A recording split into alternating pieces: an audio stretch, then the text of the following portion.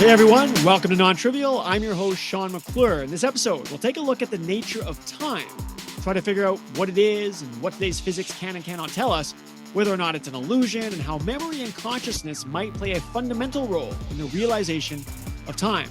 I'll discuss Einstein's relativity. I'll review a thought experiment that suggests time doesn't exist, another thought experiment that uses the phenomenon of quantum entanglement to try and explain the perception of time. And I'll describe what I think is wrong with the current physics approaches to explaining what time is and offer some ideas at the end. I'm Sean McClure, and you're listening to NonTrivial.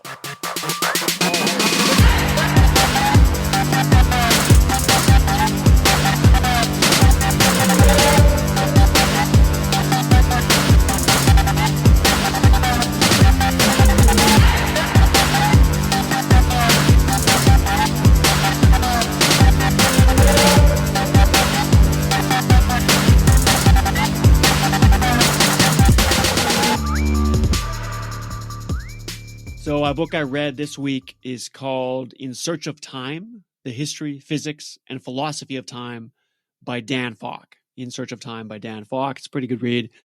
Talks about a lot of things related to time, obviously. The perception of time in humans, the role that time has played in society and civilization throughout history.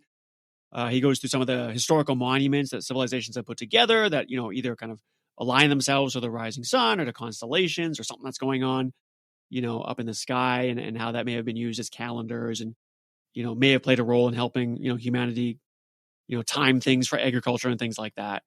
And then looking at how we kind of broke away from that, or definitely broke away from that notion of celestial time when we started to create our own clocks, right? So we kind of mechanized our notion of time, created our own clocks, and basically pursued, greater and greater precision around measuring time when you get into things like atomic clocks and that whole story there. It goes a little bit into, Einstein and how, he brought us the notion that there is no absolute time, and kind of leading up to this realization that time may be nothing more than an illusion when you really kind of look at what physics can and cannot explain, and then, our perception of time and the arrow of time and what that might mean. So, go ahead and check that book out if you want, In Search of Time by Dan Falk. So what does this make me think about? Well, let's talk about time, right? We all look at our clocks on a fairly regular basis, right? We usually it's the ones on our smartphones. Many of us have deadlines, either self-inflicted or those given to us by, a boss or business partner. We drop kids off, we pick them up, we meet people for dinner, we exercise for a given amount of time. Time really seems to run our lives, or at least provides the constant backdrop by which the events in our lives play out. We value time, perhaps more than anything else, right? Time is more precious than things, more valuable than money. Time is the thing we cannot get back. Time is everything. Well, while we perceive time as the ticking by of moments, current science cannot tell us what time is. Okay, science can explain matter, motion, energy, and forces, we know. And those all, of course, work together to produce events that we see happen. And these are assumed to occur, these events, against a backdrop of space and time. But the concept of time itself is ill-defined, right? Since it turns out that there is nothing in physics that truly requires time. In other words, the mathematics of physics work perfectly fine by either ignoring time altogether or assuming they work just as well going forward as backwards. Science cannot answer the question regarding whether time is an absolute thing or something that is a mere perception of humans, untethered to anything real or physical. Well, Einstein really put the nail in the coffin, right, when it comes to thinking of time in an absolute sense. His special theory of relativity showed that there is no such thing as absolute time, which means we cannot point our finger at the concept and say that is time. More specifically, Einstein showed that two people can disagree on what now means, as in they can disagree as to whether two events happened at the same time. So to understand this, we can look to Einstein's famous train and platform thought experiment that Einstein used to make headway with special relativity. Thought experiments take us where current scientific experiments cannot, right? The train and platform thought experiment shows us the important concept called relativity of simultaneity. Relativity of simultaneity. So imagine a boxcar moving along a train track with a man standing in the center of the boxcar as it moves. The man standing in the center flashes a light and sees the light hit the back of the boxcar and the front of the boxcar at the same time. I guess using his peripheral vision or whatever. So now imagine someone standing instead on the train platform watching the boxcar go by. He observes the same event. He sees the man in the middle of the boxcar flash light, with light hitting the back and front of the boxcar walls. But the man on the platform does not see the light hit the back of the boxcar at the same time as the light hitting the front of the boxcar. This is because, according to the man on the platform, the back of the boxcar is rushing towards the light beam, making the back of the boxcar hit the light before the light hits the front of the boxcar, which is moving away from the light beam. Of course, we can't notice things like this, in our everyday experience because it moves, too quickly, right, for us to see the difference. But as a thought experiment, the logic holds. Two different observers would see different things based on our known laws of physics. Both men are witnessing the exact same two events, light hitting back wall, light hitting front wall, but their different frames of reference, so to speak, make them disagree on whether the events are simultaneous. The man in the boxcar believes they are simultaneous, while the man on the platform believes they are not. So one of the crazy truths to come out of special relativity is that neither the man in the boxcar nor the man on the platform are wrong. They are both correct. This means that what constitutes now in time depends on the observer. Time itself depends on the speed at which someone is moving relative to the events they are witnessing. In other words, time is not absolute. Time is malleable. Time is relative. And this is an astounding realization, right? I mean, again, think about the role time plays in our lives. We invoke time anytime we make a measurement. Every experience we have is allotted a place in our minds as having happened at a certain time. Time has an intimate connection to space itself. At different times, things appear at different points in space, if they're moving. So if we look at the two core pillars of physics, quantum mechanics and relativity, we see that they can actually disagree on the role of time. Quantum mechanics assumes time is uniform, while relativity shows us that time is relative. So quantum mechanics is actually using the intuitive sense that we have about time, that it's something that ticks by and is uniform, whereas relativity sees time as something that requires context to define, as per Einstein's thought experiment we just looked at. Quantum mechanics and relativity have so far been immune to our efforts to combine them into a coherent, unified theory, right? When we attempt to mix quantum mechanics with relativity for reasons of, trying to quantize gravity, as I say, we get equations that suggest the universe is static, as in nothing happens, as in time doesn't exist. In 1967, theoretical physicists John Archibald Wheeler and Bryce DeWitt mathematically combined the ideas of quantum mechanics and general relativity, a step towards a theory of quantum gravity, and this led to what we now call the Wheeler-DeWitt equation. They did so successfully, but with one catch. Their results show that there is no such thing as time. So this is known as the problem of time. If time is not absolute, as per special relativity, and it isn't appearing in the equations that reconcile quantum mechanics with relativity, then perhaps time is not fundamental to reality. At least physicists would say time is not fundamental, but I take issue with their use of the word quote-unquote fundamental, as I'll explain in a bit. But the important point here is that the two core theories of physics can only be brought together mathematically if we assume time does not exist, which of course makes no sense. I mean, we know time exists, or do we? What if time is nothing more than an illusion? I mean, we obviously perceive time. We go through life noticing how things change. We know we were once young, then older. We know that we will someday die. If time truly is nothing more than an illusion, something that does not exist beyond our perception, this is a fascinating thing to consider. I mean, after all, what would this say about our reality? This means we must step away from the limitations of current science and think about time at a more philosophical level. Physics, as we know, works by stripping things down to their bare bones, right? It reverse engineers nature, looking to uncover what it considers to be quote-unquote fundamental aspects of a given phenomenon. For something to be considered fundamental in physics, it means a basic elementary concept that is essential for framing the kinds of problems we wish to solve. Basic means we cannot strip much else away. It has a kind of self-contained definition. Physics is preoccupied with things like really small particles and forces for this very reason. The idea that something fundamental exists at deeper physical levels is largely how we are taught to think about nature. And in one sense, it does seem intuitive that the more layers we pull back, the more primary role whatever we find is playing. But assuming things that are fundamental only occur at the bottom is problematic. I mean, I've talked about this before. There is what I like to call great disconnect between the pieces that make up a system and the actual phenomenon that we experience. Reductionism has proven to fall, pretty short in dramatic fashion, right? And yet its convenience keeps all sciences held to its allure. I argue that physics may be failing to explain time for the same reason it fails to explain reasonably complex phenomena. Physics thinks that which is fundamental exists at the bottom, after stripping everything away. But that's not complexity, and when it comes to explaining time, this may be problematic because, one, all attempts to find explain time at the so-called fundamental level have failed. And two, as we will see, there's mounting evidence that suggests time may be an emergent phenomenon, which obviously goes directly against a reductionist explanation of time, as I would argue. So let's go back to this idea of emergence here. So for something to be emergent, it must arise out of the interaction of multiple pieces, right?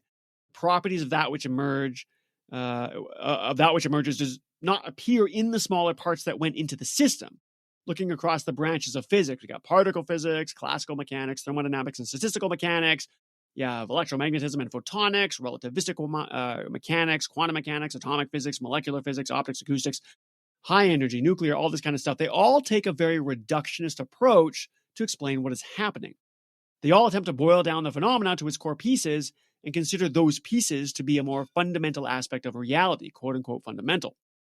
Perhaps the only exception is physics would be, say, condensed matter physics, which at least acknowledges phenomena that are complex in nature and makes an attempt to model them more appropriately, although I think the allure of reductionism remains a constant temptation here as well. But look, reductionism has worked exceedingly well for physics because physics, by and large, is not interested in genuinely complex things. Physics is almost entirely about simple systems.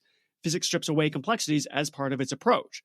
But when it comes to time, this approach may not be appropriate. Now, I say may not be appropriate because we don't know if time is indeed an aggregate level phenomenon or something that exists at the smaller scale. We don't really know if it is emergent, right? But what I am saying is that one, the usual methods of physics don't account for aggregate level phenomena very well, I would argue. And two, there's mounting evidence that time may in fact be something that emerges.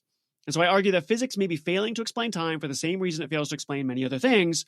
Current physics does not have the toolbox to tackle true emergence. I'll make a quick aside here because I'm saying quote unquote true emergence. Like, what do I mean by this? Well, some people like to differentiate between so-called weak emergence and strong emergence. Weak emergence would be things like density, pressure, temperature, the things that are emergent but can still somewhat be connected to a low-level atomistic, if you will, understanding of reality. Methods like renormalization can kind of use the averages of many particles to calculate the values for things like density, pressure, and temperature. But density, pressure, and temperature are barely the beginnings of what I would call true emergence, or what some might call strong emergence. I argue that strong emergence is what leads to the overwhelming number of phenomena that we experience.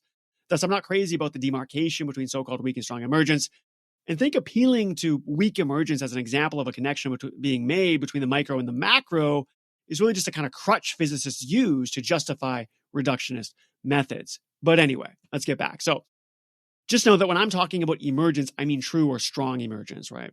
That which only appears when many, many pieces come together to produce a truly aggregate level phenomenon that cannot possibly be explained by appealing causally to the lower levels. So I kind of take issue, right, with how physics considers something to be quote unquote fundamental only if it exists at the bottom, meaning only after removing all the supposedly superfluous complexities do we actually expose something that shows us what a thing really is. I don't agree with that. As though showing what exists after the removal of so many externalities helps us to better define a thing. Now, remember, I talked about this issue in my episode called Shifting Up, how victors let nature coordinate the wind, right? Defining something in terms of its core components is an awful way to define a thing because context is everything. Reverse engineering a thing, to reach its true definition is a vestigial aspect of the Enlightenment, I would say, that is rapidly losing relevance in today's scientific and engineering paradigm. It's like a small remnant of something that was once much more, consistent with the way that we thought of nature and the way that we engineered simple systems. So defining something by its pieces only makes sense when those small pieces drive what we measure and experience, which is not the case for the overwhelming number of phenomena in the real world. What drives what we measure and experience are things that precipitate out after many, many pieces come together to produce the outputs. So when it comes to considering time, which all of us feel is something fundamental because, it's everywhere and plays such a significant role in our lives, framing quote unquote fundamental as as something that only exists at deeper levels, I would say is problematic. And I think it makes us look for time in all the wrong places. So if we're going to think about what time is and bring forth a new scientific approach that incorporates time, then we're going to have to look in a place where it is more likely to be. And as we will see, that seems to be in the realm of things that arise via the interaction of pieces, not the pieces themselves. Now, at the beginning, I mentioned the quote-unquote problem of time. This is where all attempts to reconcile quantum mechanics and relativity only work at the mathematical level if we pretend time doesn't exist, which nobody realistically wants to do. Again, the Wheeler-DeWitt equation, which successfully combines the theories of quantum mechanics and relativity into a unified theory of quantum gravity, does so at the cost of giving up time altogether, which is unacceptable. So the Wheeler-DeWitt equation is not actually a solution to quantum gravity. We cannot ignore time. But there is an approach that hints at a solution. The attempt to resolve the problem of time that arose from the failure of the Wheeler-DeWitt equation might come from the quantum mechanical phenomenon known as entanglement. Quantum entanglement, which many of you have probably heard before, happens when two or more particles become correlated with each other so that they behave as if they were a single particle.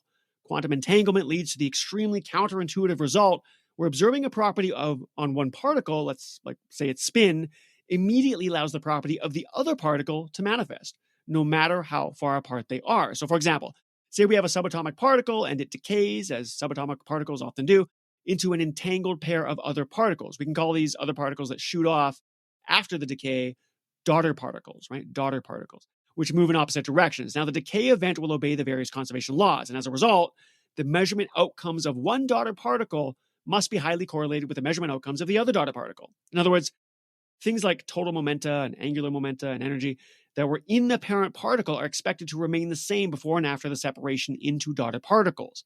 Okay, so imagine taking a chocolate chip cookie and it has 10 chips on it, and you split it in half. Now, each half has 5 chips, assuming a pretty uniform chip arrangement, right? But the total number of chocolate chips remain the same, right? Regardless how far apart we separate the halves. And nobody has taken a bite yet. It's the same idea, superficially anyway, with the daughter particles of the decay process. For instance, a spin 0 particle could decay into a pair of spin 1/2 particles. Now, since the total spin before and after this decay must be 0, as per conservation of angular momentum, whenever the first particle is measured to be spin up on some axis, the other, when measured on the same axis, is always found to be spin down. If the first particle is measured to be spin down, then the other must be spin up. So with quantum entanglement, it doesn't matter if the particles are right next to each other or galaxies apart. The effect of both particles realizing their properties occurs instantly, regardless of the distance between them. Now, actually, this doesn't appear that counterintuitive on its face, because, think about it. With the chocolate chip cookie example, there were 10 chips in the cookie to begin with, right? So splitting them into 2 pieces and then sending them to different galaxies and then having someone measure that there were 5 chips on one half would immediately mean that there are 5 chips on the other. If they measure 3 chips in one half, then the other must have 7. So that's not, there's no magic here, right? It's just a fully deterministic aspect of a reality that if we split a whole into parts, those parts still sum to the whole at the beginning. The problem with the chocolate chip analogy is that quantum mechanics doesn't really work like this. Whereas cookies and their chocolate chips appear to have definite locations and properties, subatomic particles have a smeared out existence, if you will. They don't really have a location or definite properties. Rather, they occupy all possible locations and values at once. And only once they are observed by someone does their existence come into focus, as in their location and properties become realized. Now, this is one of the crazy truths revealed through quantum mechanics, right? The existences of fundamental particles, they're not located anywhere specific or have any definite values to the properties until the measurement is made. So whereas asking someone a galaxy away how many chocolate chips are on their half cookie, and then knowing immediately that the other half must have the remaining number of chips is hardly mysterious, having the same effect occur in a quantum mechanical system would be extremely surprising, right? Quantum mechanical things don't start with quote unquote 10 chocolate chips, so to speak, because they don't really start with anything. Their values are not determined until the measurement is made, which means there was a kind of quote unquote spooky action at a distance, to use the phrase uttered by Einstein when he realized how crazy and counterintuitive this result was. So there seems to be instantaneous communication between the two particles, right? How else could one explain the immediate realization of both daughter particle values? Again, someone measures their property, let's say spin up, and then instantaneously you know that the other one must be spin down, even though it's got this smeared out kind of indeterminate existence, right? But it's not communication between the particles that's happening, since that would violate the fact that nothing can move faster than the speed of light, which we know from Einstein's theory of relativity, right? Can't be the case, right? Nothing moves faster than the speed of light. But if it's not communication, then what is it? What's happening when things happen instantaneously like that with quantum entanglement? Well, normally when we want to describe a particle in quantum mechanics, we use what's called a wave function.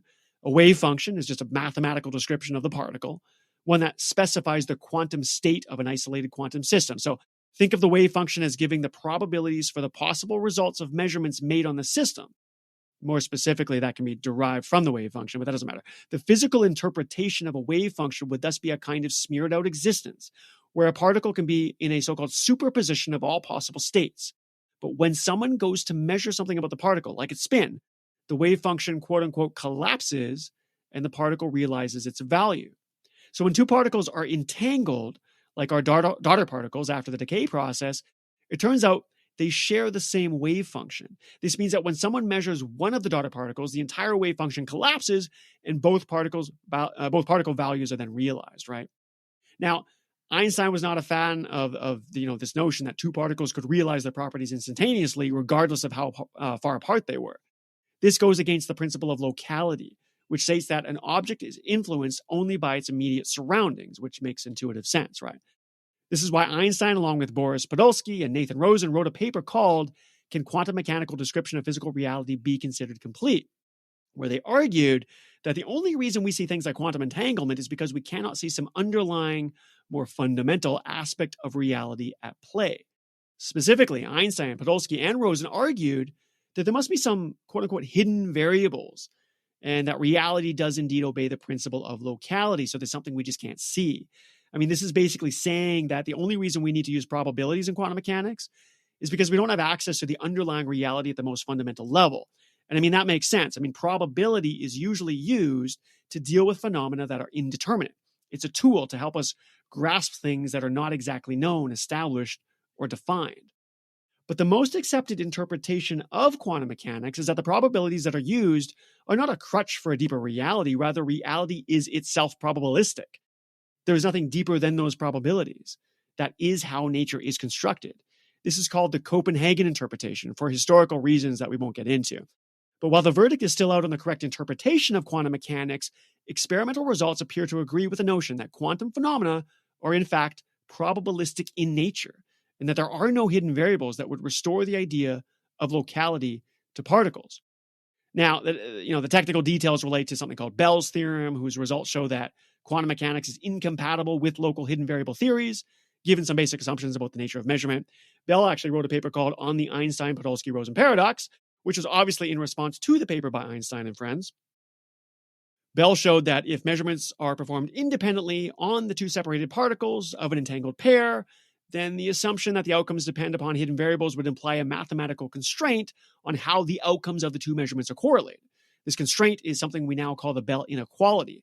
Bell showed that quantum physics predicts correlations that violate this inequality, and so the only way hidden variables can explain the predictions of quantum physics is if they were or are non-local, right? And that means that somehow the two particles were able to be realized instantaneously, no matter how widely the two particles are separated. So anyway, in other words, according to all predictions to date that use quantum mechanics, reality appears to be indeed non-local, and the phenomenon of quantum entanglement does indeed allow for the properties of particles to be determined instantaneously across large distances. In fact, this is a timely conversation because this year's Nobel Prize in Physics was awarded to Alan Aspect, John Clauser, and Anton Zellinger, all of whom carried out experiments over several decades related to the phenomenon of quantum entanglement. The tests that Aspect, Clauser, and Zellinger did showed that Bell's inequality is violated, and that means that a local explanation with hidden variables, as though there's something beneath the probabilities, is only possible if measurement independence is violated. This means that there is a way to have a local explanation of the observations associated with the quantum entanglement, one that would not entail a so-called spooky action at a distance, and that would be if measurement independence is violated. Okay, so stick with me. A lot of jargon so far. I promise I'm going to bring this back to time, even if you're kind of getting lost here. I promise this will all become conceptual. Okay, one more thing. So measurement independence means the person doing the measurement has free will to choose the measurement they want to make, right? I mean, that makes sense. I assume that if I go to make a measurement, that I have the free will to do so or not. The choice is mine. But there is a theory called superdeterminism, which suggests that the predetermined state goes all the way back to the Big Bang, or whatever you think the beginning is, which is another way of saying that all of our choices were predetermined from the beginning. This would make everything local, just like the cookie having 10 chips to begin with, right? This could thus explain how there is indeed a local theory, and measuring something merely confirms the one half, just like we did with the cookie. Now, to be clear, there is no evidence of superdeterminism. That doesn't mean there won't someday be evidence for that, but the implications of that would go well beyond providing a local theory for quantum mechanics. It would actually suggest that free will itself doesn't exist. It says that human experimentalists are not free to choose which measurement to perform. So anyway, that's quantum entanglement. And, apologies if people got a bit lost there. I'm going to bring it back to time now. And hopefully this will kind of all wrap up and make sense. So don't worry too much about those details. But now that we have settled quantum mechanics, just think, you have a particle, it decays, two daughter particles go off. And no matter how far apart they are, if you measure one of them, you immediately know the result of the other, or the other one gets realized. And it's not because of a communication, and it's not because they were determined before they separated, because nothing was determined before they separated, right? Again, there's that wave function. It's that smeared out existence. It actually happens instantaneously because those two particles share what we call a wave function. And only once the measurement is made, that wave function collapses. And so you have this instantaneous realization. And these things could be, thousands of light years apart. They could be galaxies apart, and it would instantaneously happen. It's not a communication. Nothing is traveling faster than the speed of light. It's because of this smeared out wave function all of a sudden collapses, and then everything gets realized. Okay, so that's quantum entanglement. Now, to understand the connection between quantum entanglement and time, because that's what we're here to talk about, we first have to think of time as being something we notice based on things changing. Now, this makes sense. If I notice an ice cube melt, this corresponds to a perception of the passage of time, right? The ice cube used to be solid, but now it's liquid. An egg becomes fried. A cup breaks into small pieces. So noticing how things change is a way to think of time.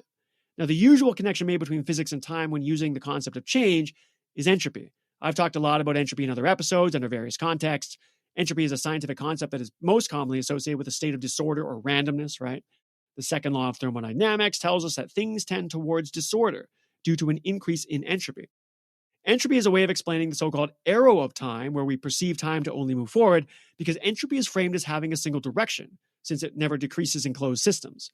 Fried eggs don't become raw eggs, broken cups don't reassemble themselves. So noticing change is a way to frame the perception of time, and entropy is the usual way to do this. But entropy doesn't offer a complete explanation of time for reasons I'll get into later. Like many other explanations of time, it is woefully lacking in explanatory power. Another way to use the idea of things changing as time is to instead think of the change that is observed by someone doing a measurement on entangled particles. Okay, so this is the connection now. The big blabbing I was doing about quantum entanglement, I'm going to connect this to time now. Okay, so another way to think about change is the change that you observe when someone does a measurement on an entangled particle. So going back to our quantum entanglement example, we know that measuring one of the two daughter particles that split off from the decay event makes both particles realize their values, like spin up or spin down. Now, in 1983, the theorists Don Page and William Wooters, they came up with a way to explain time based on quantum entanglement. The premise rests on the idea that the way a pair of entangled particles evolve is a kind of clock, and that clock can be used to measure change. But importantly, the results depend on how the observation is made. Page and Wooters used a thought experiment to show how quantum entanglement might explain time, similar to how Einstein used a thought experiment to showcase the consequences of the relativity of simultaneity, right? So thought experiments tend to be pretty useful. Now, to theorists anyways. So the thought experiment involves someone who is inside the universe and a godlike observer outside the universe. Inside the universe is where we run the kind of quantum entanglement experiments I explained previously, where we measure the spin of a daughter particle as spin up, and then know the other particle must be spin down. This means that in order for us to notice change, such as the other particle taking on the value of spin down, requires that we make a measurement. This is another way of saying that we have to be the observer inside the universe, because observing is, the same as making a measurement in this context, right? It's as though someone living inside the universe is always making measurements because we are constantly observing. So according to the Copenhagen interpretation of quantum mechanics, we know that making the observation is required for these kinds of entanglement changes to take place. Recall the wave function collapsing, right? Okay, now there's another observer. Imagine a godlike observer outside the universe. They are not making measurements on any particles. They are just observing the universe as a whole.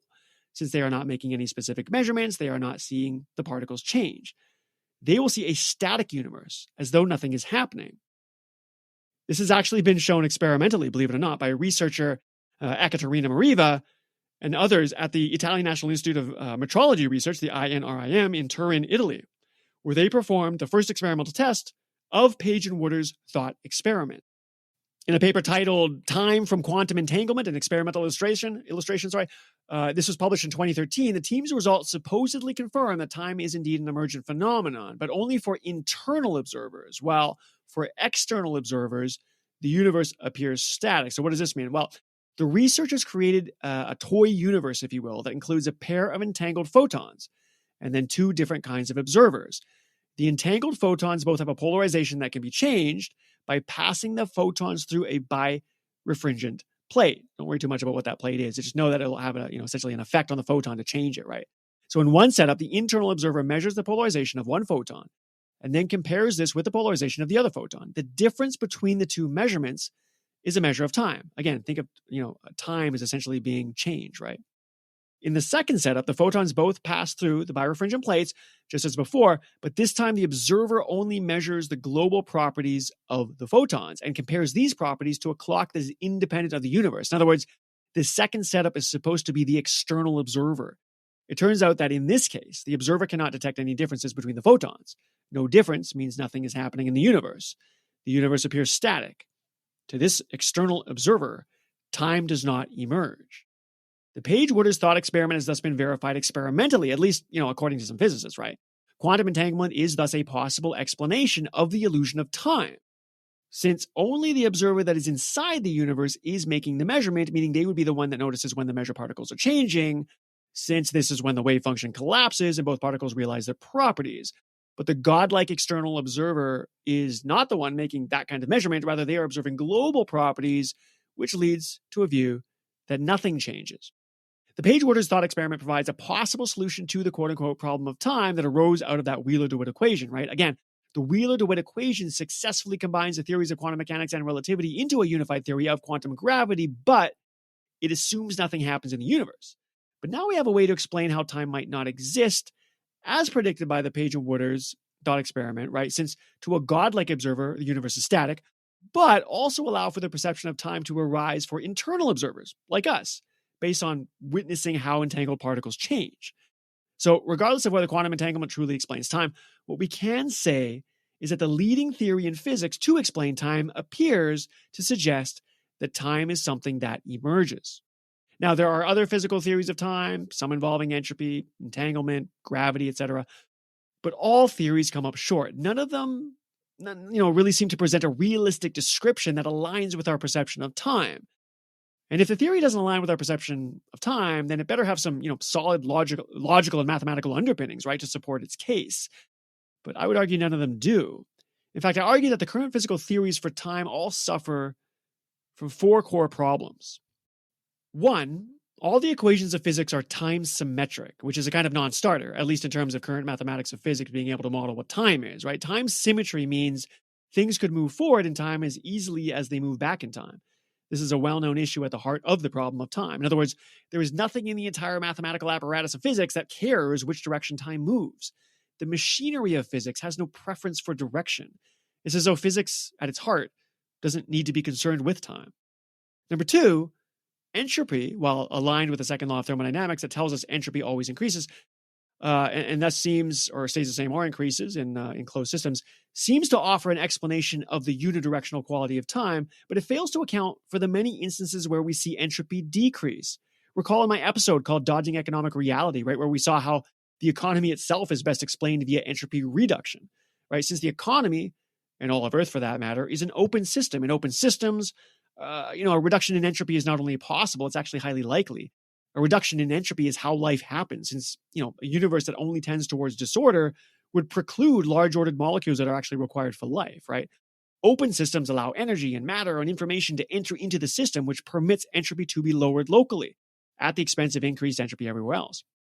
Recall my episode called Technology is Humanity, where I framed technological innovation in terms of local entropy reduction, right? We see entropy decrease all the time. We see change not only in terms of decay, breakdown, and dispersal, but also coalescence, aggregation, and integration. The entire human effort to create things has our perception of time aligned to entropy reduction, not increase. Entropy, in reality, is far more symmetric than the second law of thermodynamics would suggest, again, giving us no preference for direction. Number three, relativity shows us that time is relative. So, right off the bat, it doesn't do anything to pin down what time is, right? In relativity, there is no preferred frame of reference. The man inside the boxcar is just as correct in saying the flashes of light hitting the back and front of the boxcar occur simultaneously, as is the man standing on the platform who thinks these events occur at different times. This means the past, present, and future are on equal footing, since if two people can disagree on when now is, then they can also disagree on what constitutes the past and what constitutes the future. When it comes to time, relativity has no preference for direction.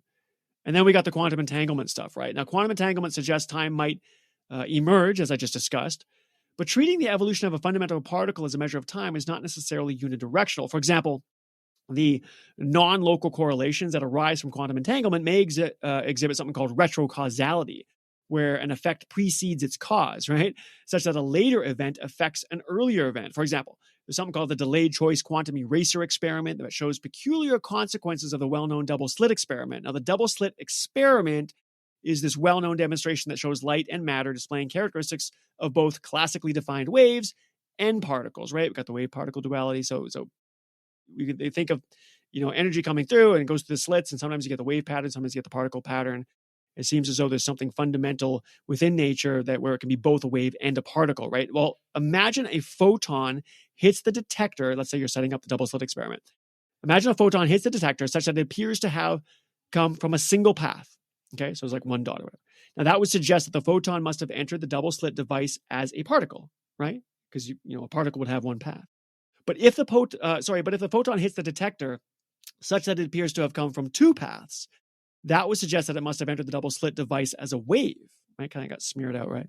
Now imagine the experimental apparatus is changed while the photon is in mid-flight. The photon may have to revise its prior commitment, if you will, as to whether to be a wave or a particle. Even if we're talking about interstellar dimensions, a last-minute decision made, say, on Earth regarding how to observe the photon could actually change a situation that occurred billions of years earlier. These delayed choice experiments have confirmed the seeming ability of measurements made on photons in the present to alter events occurring in the past. Now, it should be noted that this requires kind of a non-standard view of quantum mechanics. For example, if a photon is interpreted as being in a so-called superposition of states, remember I said that smeared out reality where nothing's determined until you measure it, that would mean that it could manifest as a particle or wave, but during its time in flight, it's actually neither of those particle or waves, right? Because again, nothing is realized until you make the measurement. And in that case, there would be no retrocausality, since there was nothing to change in the past if properties are not realized until the time of measurement. Now, this is the commonly accepted view, right? And the one consistent with the Copenhagen interpretation we've been using to discuss quantum entanglement. But physics, or at least philosophy, is still wrestling with how to best interpret quantum mechanics. So the phenomenon of quantum entanglement does not currently give us a solid answer on the asymmetry needed to explain the perception of time, right? I'm saying asymmetry because, again, time seems to flow only in one direction. Quantum entanglement has no preference for direction, okay? So just a quick recap, right? Again, I think that the current physical theories of time kind of suffer from four main problems, right? One, all the equations of physics are time symmetric, so the machinery of physics has no preference for direction. Entropy, we see it go up just as much as we see it go down just as much as we see it go up, right? We talk about building things. So entropy in reality, doesn't seem to have any real preference for direction either, I would argue. Relativity has no preferred frame of reference. So when it comes to time, relativity doesn't seem to have much preference for direction. And then we talk about quantum entanglement. Even though this really depends on the interpretation you're using for quantum mechanics, you can get into all kinds of paradoxes or seeming paradoxes like retrocausality and all that. So it doesn't have a final say. But actually, that's those 4 points. And so to wrap that up, I would say that all the major efforts in physics to explain time currently fail for their inability to provide the asymmetry needed to describe the unidirectional perception of time. Okay, the equations that underlie physics work equally well in both directions. Entropy increases and decreases during the course of human activity. The reference frames at the heart of relativity are unbiased, and quantum entanglement may still be plagued with peculiar outcomes like retrocausality that suggest no preference to the direction of time, a paradox that can't truly be resolved until the proper interpretation of quantum mechanics is settled. Now, that's those 4 points. But further, the emergence described in the quantum entanglement experiments by Mariva and team that I discussed above, they don't capture the change we notice at the macro scale, right? The kind of emergence we experience most in our everyday lives involves countless particles interacting in fantastically complex ways. Emergence is an aggregate level phenomenon, and the level of aggregation needed to perceive time is arguably far more extensive than what a 2-photon experiment could suggest. If we extended the two-photon experiment to, say, 1 trillion particles at the macro scale, are all those particles in our reality expected to be entangled? And if not, then how many?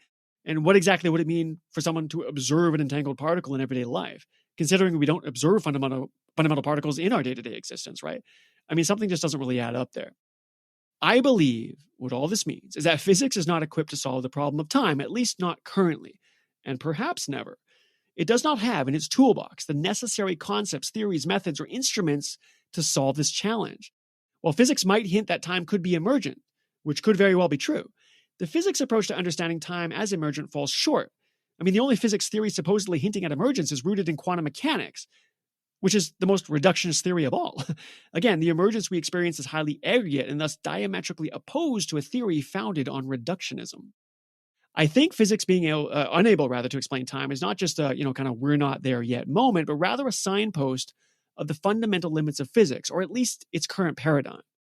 Physics has never been able to properly address emergent phenomena, right? Particularly of the strong emergence type, as I discussed earlier. This is why chemistry is not applied physics, and biology is not applied chemistry. Psychology is not applied biology, and sociology is not applied psychology. Right? These are distinctly different things dealing with distinctly different phenomena that emerge. So rather than trying to find time in kind of this bottom-up fashion where elementary particles somehow lead to the emergence of time, I think we should instead start at emergence. And where better to look than the human brain? The human brain is the most complex object in the universe, as far as we know. And it has a mind that exhibits consciousness, the most emergent of all phenomena. The human brain is capable of two things that I believe are required for the perception of time. One, memory, and two, the ability to ponder memory. Let's start with the first one. Memory is the ability of the mind by which information is encoded, stored, and retrieved as needed, right? The only reason we can perceive what we call time is because we retrieve memories of events that have already happened. We cannot retrieve events that have not happened, obviously. So memory is how we are aware of what we call the passage of time. Let's take a more literal example. There was a man named Henry Molaison, born in Connecticut in 1926. Now, he had severe epilepsy and underwent a brain operation to remove parts of the brain that were causing his fits. A consequence of this surgery was that he lost the ability to make new memories. He could only remember the last 30 seconds, which means he lived in a permanent present state. This shows how critical memory is to our sense of time.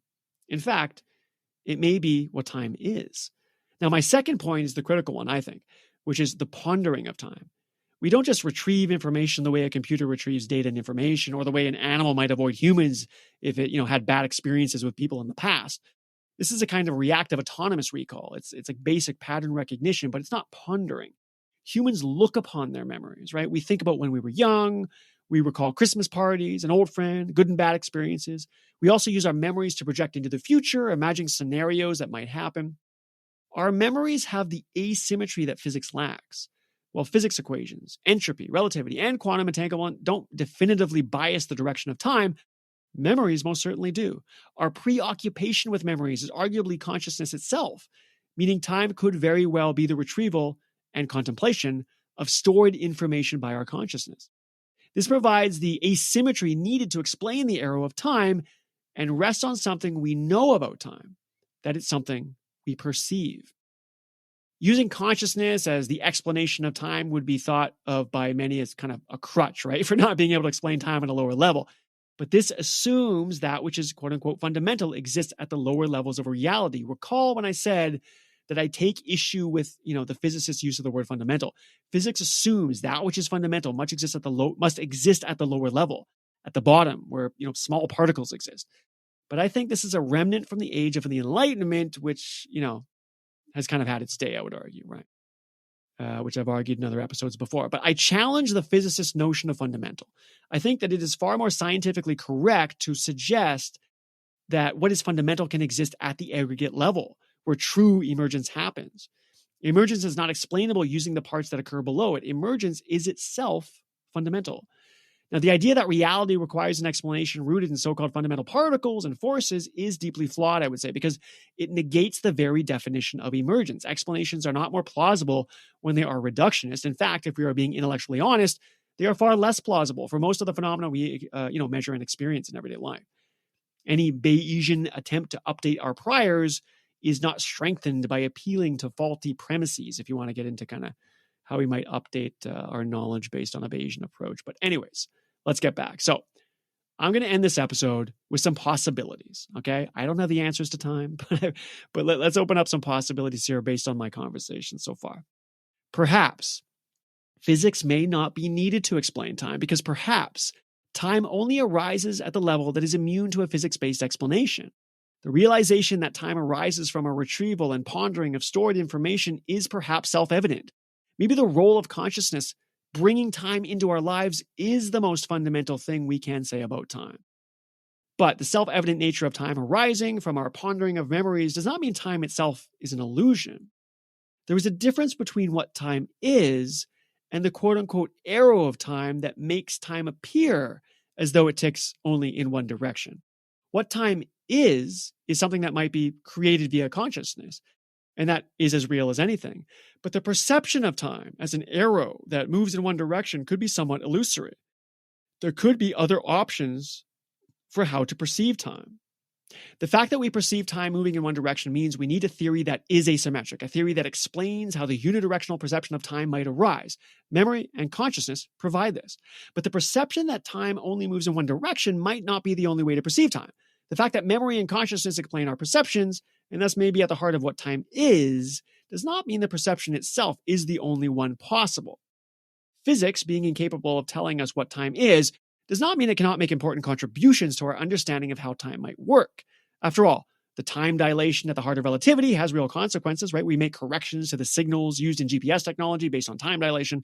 There are experiments that showcase the relativity of simultaneity and all this kind of stuff. Perhaps the discoveries of physics that relate to time still provide a critical framing for our perception, even if these theories don't explain time itself. For example, the consequences of special relativity suggest the past, present, and future may be on equal footing. Maybe it's the human perception that time must tick forward that makes us assume the past is gone, when in fact, it's as real as today. Perhaps the future has already occurred, but it's our perception that the future comes after the present that makes us assume it has yet to happen. What does this mean to our everyday lives?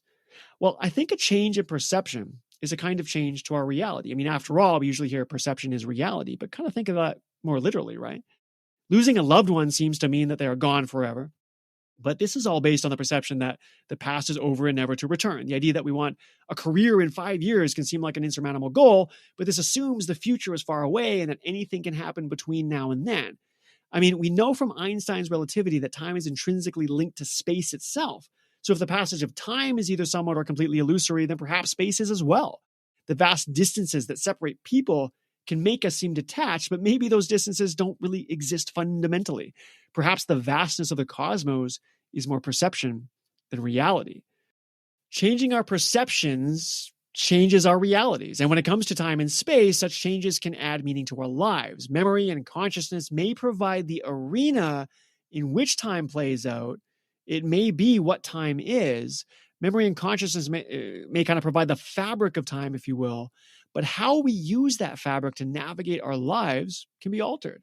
Maybe the way we reconcile the limitations of physics with the emergent reality of time is by using what we discover in science to augment our perceptions that play out against the fabric of our consciousness. In any case, we have reached the point in our discussion where current science appears maxed out, and even the philosophical considerations become strained under the stress of paradox and hard to reconcile realities. So perhaps I'll leave it there. For now. Whatever that means. Okay, that's going to be it for this episode. Thanks so much for listening. I'm Sean McClure, and you're listening to NonTrivial.